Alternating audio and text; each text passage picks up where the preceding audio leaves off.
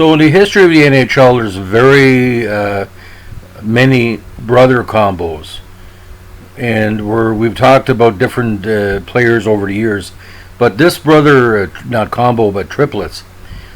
Montreal had all three of them in the sights, got two of them as a draft, but a lot of people believe this guy was going to be heir apparent to Steve Shutt, Jacques Lemaire, Yvan Lambert. Now, how can you say a guy that scored 200 goals in the NHL didn't reach his capacity? Depends who you talk to. For me, this guy was a tremendous addition to the Montreal Canadiens. He kind of solidified their new format in the 1980s. And I'm thinking about, again, the 84 team. They came within 2 games of the Stanley Cup final, and he later went on some great success later on. So we're going to talk about the legend of the very talented Mark Hunter. Now, Mark Hunter is currently a professional ice hockey executive and coach, and he most recently served as the AGM for the Toronto Maple Leafs. Now, Hunter was born in Petrolia, Ontario, and grew up in Oil Springs, Ontario, as one of 3 brothers, including Dave, who was drafted by Montreal and starred with the Oilers, 3 cups, and Dale, who has had great success, even though he was one of the most despised athletes in the history of modern civilization. But I'm not going to do a podcast on Dale Hunter because any Pierre Turgeon fans are probably saying thank you. Now, like I say, he was born November 12, 1962, 6 feet, 205 pounds, very, very rugged right winger. Now, he came to heavy prominence for the Brantford, Ontario Alexanders for the 79-80 season. For his rookie year, he finished 5th in team scoring, again 34 goals and 89 points in 66 games, while getting 171 minutes in penalties. Now, he helped Brantford to the playoffs, and 11 contests, he had 2 goals and 10 points. Now, he returned to the Alexanders for the 80-81 season, appearing in 53 games, scoring 39 goals and 79 points to finish 6th in team scoring, while having a squad-high 157 penalty minutes. Now, in 6 playoff games, Hunter had 3 goals and 6 points, and after the season, he was selected in the first round, which I think is kind of high for his statistic, but that's just me, 7th overall by the Habs in the 81 NHL entry draft. There was a lot of talk he was going to be, it was on Montreal's radar since he was 14 or 15, and we're glad to have him because there was talks that like 4 or 5 scouts was keeping an eye on him since his early middle career, like in minor hockey. Now, he was one of the few players of the Montreal Canadiens in the 1980s that made his debut as an 18-year-old. Now, in 71 games in his rookie campaign, he had 18 goals and 29 points, and he finished 2nd on the team with 143 penalty minutes. Now, in the playoffs against his brother Dale, he had no points in 20 minutes and penalties, as the Habs lost again to one Hunter lost to the other one. Actually, Dale scored in overtime against Rick Wamsley, but let's not talk about that unpleasantness. Now, unfortunately, he only played in 31 games for the Habs during 82-83, scoring 8 goals and 16 points, while accumulating 73 penalty minutes. Bothered by injury, and he did not say he was benched, but he was still needing some more seasoning. Now, Hunter had another injury-plagued season in 1984, playing in 22 games, scoring 6 goals and 10 points. Now, getting back to that injury previously, it was a Boxing Day match against the Nordiques where he had severe knee injury that some people would think it was going to end his career. Now, for the playoffs, Hunter played a big factor. He scored 2 goals and 3 points in 14 games, helping the Canadiens beat the Nordiques in the quarterfinals and pushing the Islanders to 6 games in the semifinals. Now, during a healthy 84-85 season, he played in 72 games, scoring 21 goals and 33 assists. But again, the loss to the Nordiques in the playoffs, this time in a Peter Stastny goal. In 11 contests in the postseason, he had 3 assists. Now, in a controversial move, this was mostly draft picks.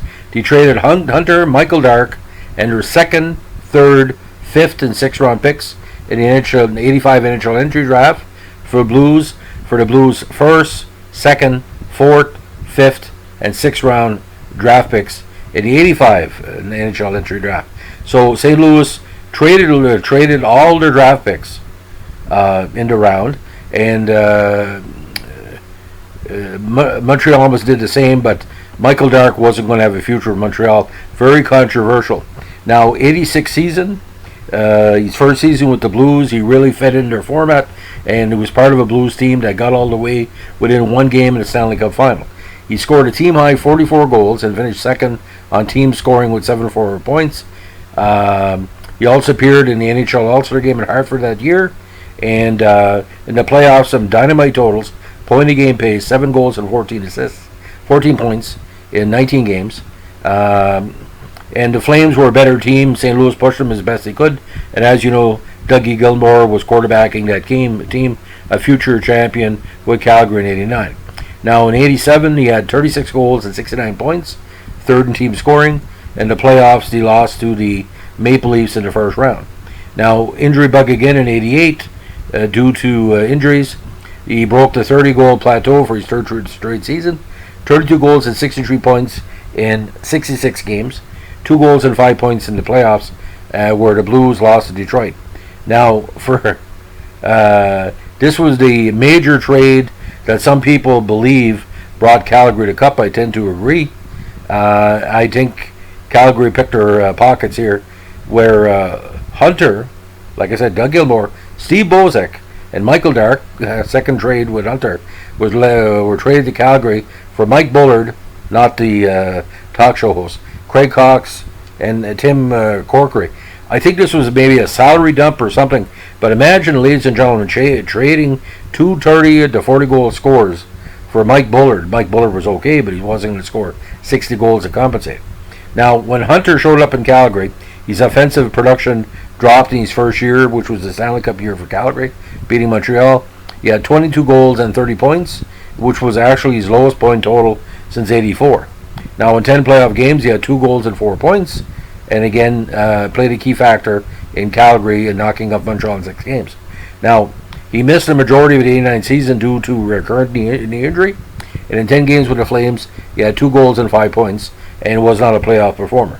Now, he returned from his knee injury in 91, 10 goals and 25 points in 57 games. Now, Hunter was eventually traded to the Whalers for Kerry Wilson. He finished the 91 season with the Whalers, where in 11 games he scored 4 goals and 7 points. In 6 playoff games, had a great playoff, even though the Whalers lost in 6 games. In the preliminary play to Boston, 5 goals and 6 points. Now, in 91-92, 63 games, 10 goals and 23 points, allowing Hartford to make the playoffs. But that year, Hartford lost to Montreal in the first round. Now, another trade, some top players were traded for Hunter. He was traded to the Capitals, along with Ivan Corriveau, for Nick Kyprios, very good prospect. Now, Hunter appeared only 7 games with the Caps during the 93 season, earning no points. Now, he finished the year with the Baltimore Skipjacks VHL, where he had 31 points in 28 games. He also excelled in the playoffs with 4 points, including 3 goals. Now, full NHL career statistics: 628 games, 213 goals, 384 points, 38 points in the playoffs, including 18 goals. Now, because a lot of people believe the knee injuries really impacted Hunter, 5 straight seasons he was averaging at least, 25 to 34 or 30 goals a season. Good production in the playoffs.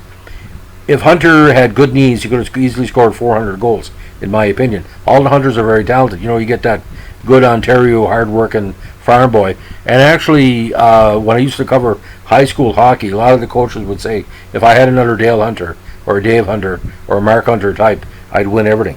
Now, into coaching, Sarnia Sting. He became head coach of the great franchise Sarnia Sting of the OHL in the 95 season. Now, he led the Sting to a 17-19-2 record in 38 games. Sarnia got the playoffs, swept by Windsor. 96, he led the Sting to a 39-23-4 record, finishing second place in the division. They swept Sault Ste. Marie in the first round, but lost to the Petes in the second round. Now, after the season, he left his head coaching position, became head coach of Toronto's affiliate, the St. John Maple Leafs. Now, when he became head coach of Maple Leafs in '97, he led the Maple Leafs to a 36-28-10-6 record to finish in first place in the Canadian division. Playoffs, they defeated Binghamton in the first round, but they were eliminated in the second round by the Montreal Canadian affiliate, the Hamilton Bulldogs.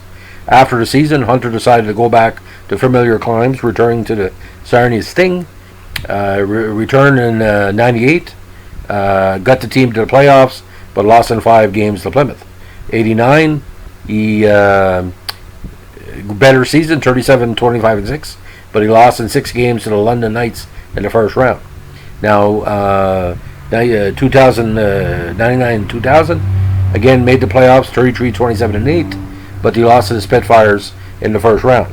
Now, he then went over to London Knights, actually became co-owner of the squad in a very infamous financial transaction with his brother Dale, where he served as an assistant coach and GM of the club while Dale was a head coach.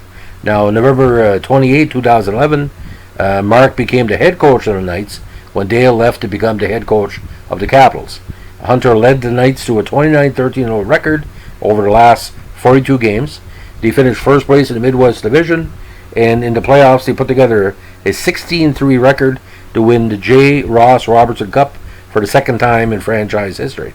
Now, at the Memorial Cup in Shawinigan that year, the Knights had a record of 2-1 in the round robin, which was good enough for the team to advance directly to the title game.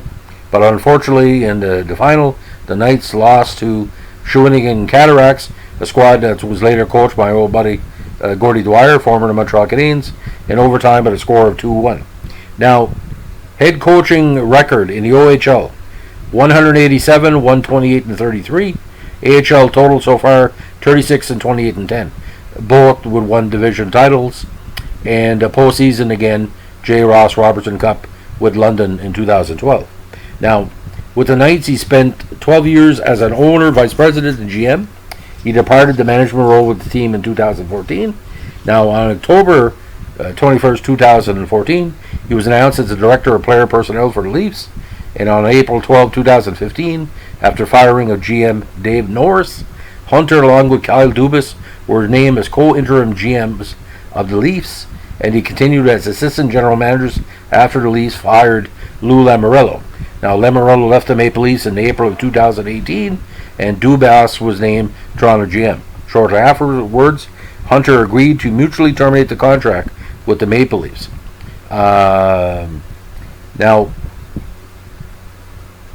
Now it's the tradition for the family continues. Like his son Garrett also played part of 3 seasons with the London Knights from 2007 and 2010. And I guess, according to published reports, the Hunter's father also scouts for the Knights, which is pretty good. You got to get as many people as possible. Now, he sandwiches a very interesting number 1 draft pick for Montreal. 80 was Doug Wickenheiser, 82 was Gilbert Delorme. A lot of people believe of the early 80s he is the best number 1 pick that Montreal got, and I tend to agree. Now, there's nothing tougher than a Hunter. Dale drove us with Fitz. Dave just so consistent with Edmonton after he left Montreal to play with the Oilers. But Mark holds a special place in my eyes because in that 84 brawl against Quebec, he could have really lost control. He didn't. And not by taking additional penalties after Dale was, if you have to watch the whole brawl, what I'm saying about Dave could have completely lost his mind and encouraged other players of the Habs to beat the crap out of, Schlegel, cause all kind of shit. And something, he kind of lost his cool, but not all the way.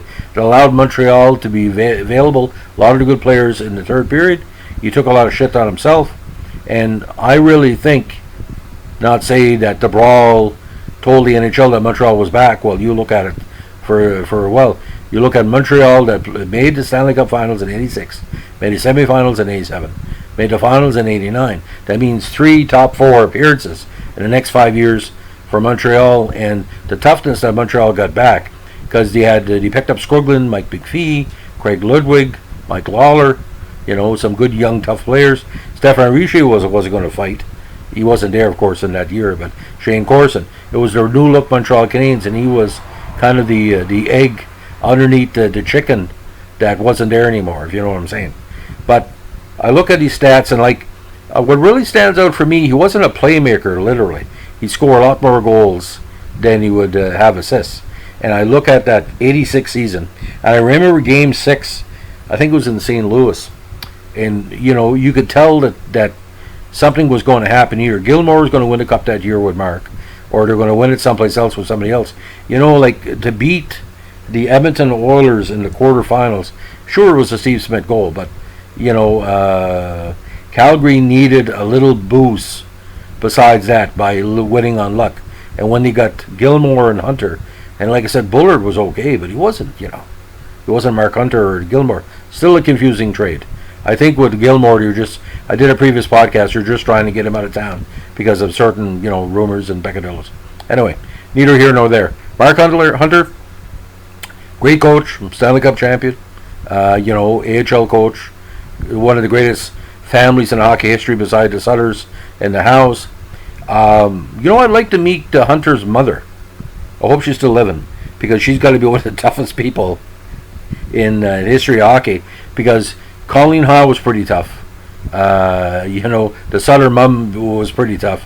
But like I said, when you make 3 of the toughest players of the 1980s and 90s from the same person, the same beautiful mother, that's quite a tribute. She should be in a Hall of Fame someplace. If there's a Hall of Fame for hockey bums, and maybe the terminology of a hockey moment started with the Hunters, in my personal opinion. Anyway, enjoy your evening. Take care. Bye.